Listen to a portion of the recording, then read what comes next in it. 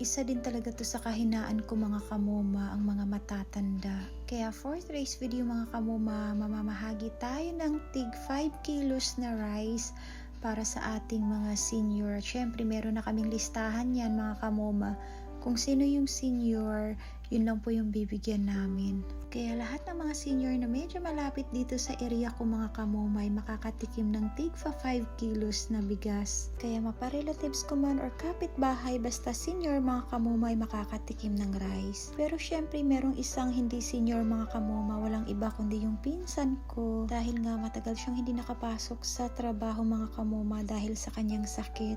Meron kasi siyang mga bukol sa leeg. Kaya isa din to sa mga wish ko mga kamoma na sana mapagamot ko yung pinsan ko. Dahil very close po talaga kami dahil nawala na rin ako ng pinakamamahal na pinsan na best friend ko. Kaya praying nagagaling ang pinsan ko mga kamoma para bumalik na sa dati. And then next naman dito kay uncle ko mga kamoma na isang bedridden. Kaya nagpasabay na rin ako nitong gatas dahil nga kailangan niya rin ng gatas mga kamoma. Parang naninikip yung dibdib ko mga kamoma kapag ka nakikita ko silang umiiyak. Ewan ko ba, sakit siya sa heart in tawon. Kaya you know why? Very mapagmahal kasi ang moma nyo sa mga lolo at saka lola, sa mga matatanda. Kahit hindi ko po kamag-anak yan mga kamoma. Dahil syempre nung kabataan ko, mahal na mahal ako ng mga lola at saka mga lolo ko. And syempre, yung mga parents ko din mga kamoma ay mga mapubuting magulang. Kay bisag last na yun nang naa sa ilahan, no, kaya pa yun na nila ihatag or i-share sa uban. Kaya siguro, yung ganito, no, minana ko nga talaga ito sa mga ninuno ko mga kamoma, lalo na sa aking mga magulang. Kaya tingnan nyo mga kamoma, meron na rin nagbigay sa akin ng blessing na balanghoy. Kaya dadalhin ko ito sa Jensen mga kamoma, no, kay lami ra ba kaayon ni ay. Kaya ayan mga kamoma, nag-rest na muna ang moma dahil nga gabi na. So after kasi ng parlor games, yung nag-distribute ako ng rice. Dahil syempre hapon na rin kasi kami dumating sa amin mga kamoma, kaya nagabihan na ang moma nyo. Tapos baby time with Mikaykay dahil medyo matagal-tagal ng ilang days bago kami magkita ulit. And kinabukasan na ayan nga, mag-uumpisa na naman mag-distribute ang moma nyo. And shout out kay Mingkoy. Ayan, medyo naalang din siya ka ng konting kalayuan lang. Pero okay lang mga kamoma, kay murag exercise lang. Kaya ayan, yung kapitbahay na rin namin.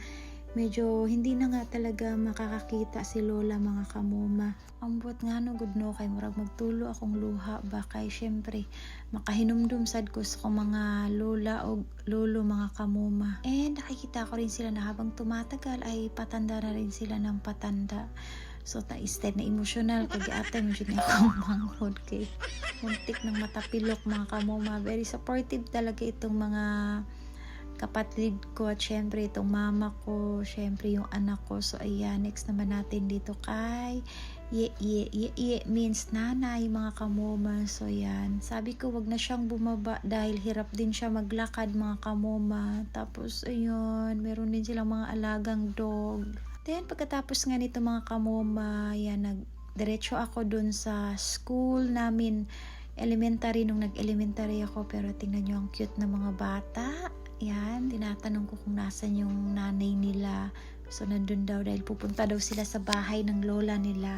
And ayan, flex ko lang nga po pala kung saan nag-elementary ang moma nyo. Ayan, sobrang laki na nga po ng pinagbago no, time namin at saka yung time ngayon. So malayong malayo na talaga sa dati at medyo luma na rin yung mga staff house dito mga kamoma. Meron ako nakitang dog pero since bawal naman muna talaga magbit-bit ng dog mga kamoma dahil dito ang dami mga aso, promise halos hindi mo talaga kaya na tulungan lahat. Unya, nakyutan pa jud ko ani sa iya mga kamoma. Tingnan nyo, kaso natakot na siya sa ako.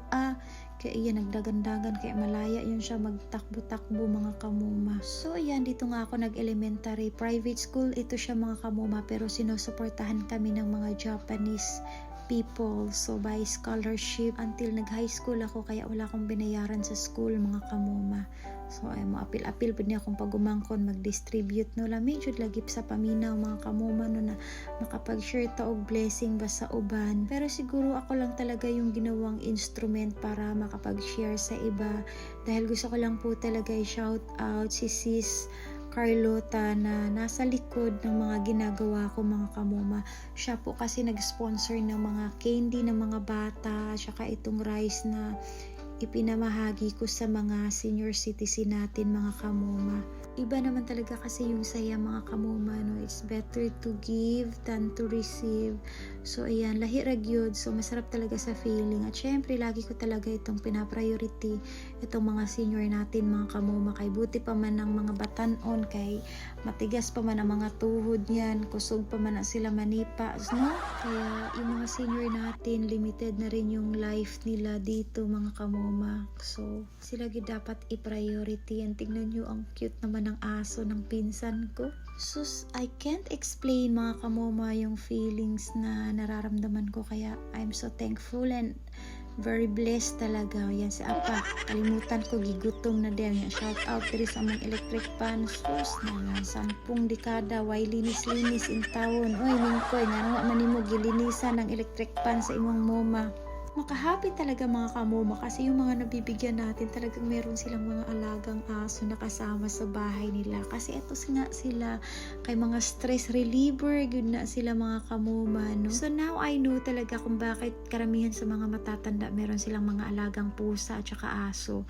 Katulad din sa lola ko noon, na tinuturing niya talagang baby mga kamoma yung kanyang mga alaga. So, inex natin yung bahay ng aking auntie mga kamoma. Actually, sobrang naiiyak talaga ako kasi sobrang ilang years kami hindi nagkita.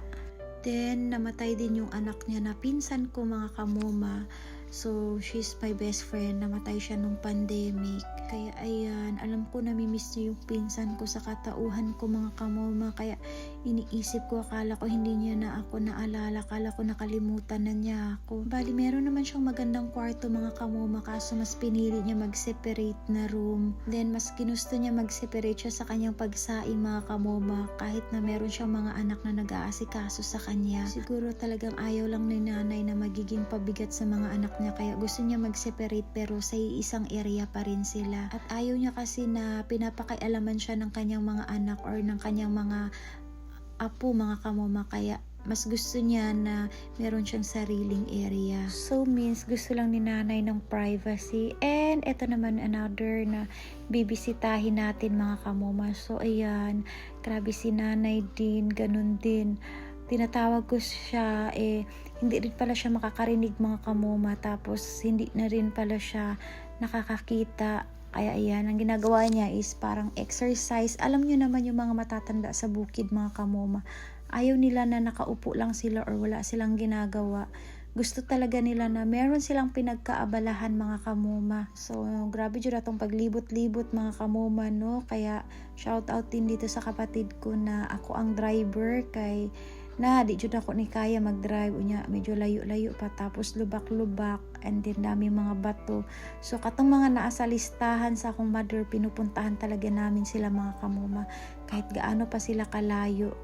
Kaya atuan jud namo mga kamoma, kay sila naman ang naa sa listahan ug nakabalo na sad sila and naga-wait na pud sila sa kuha. So ayan, so another meron na naman tayong pupuntahan, no? So ini-enjoy ko lang itong ginagawa ko mga kamoma, kay masarap talaga sa feeling, ano, para at least nakita jud ninyo nga ato jud ni gahatag ning mga gihatag sa ato ang followers mga kamoma. Kaya very lucky jud kay ko nga nakakita kog followers sa Manila. Kaya ayan, gihagdayin ko nila mga kamoma on tawon. So ma-feel jud ako mga kamoma ang love nila sa kuha since before when I was a kid.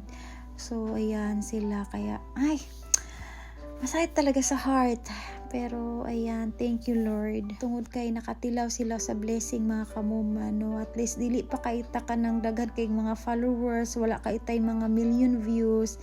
And at the same time, hindi kailangan magiging ganun, ano?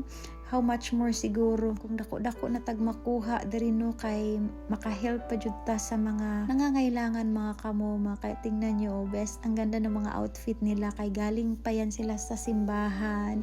And merong isang nanay na super cute mga kamoma, kasi kaklase ko din yung anak niya noon nung elementary pa lang kami, kaya kinakarga-karga ko siya. So very cute kay siya mga kamoma, nakita jud ko sa iyaha ay. So ayan, nag-thank you sila and Sabi sila ng Merry Christmas. Grabe mga kamoma, no, ang saya-saya na nakikita natin sila nakangiti, umiiyak, dili jud mabangbang akong kalipay, grabe.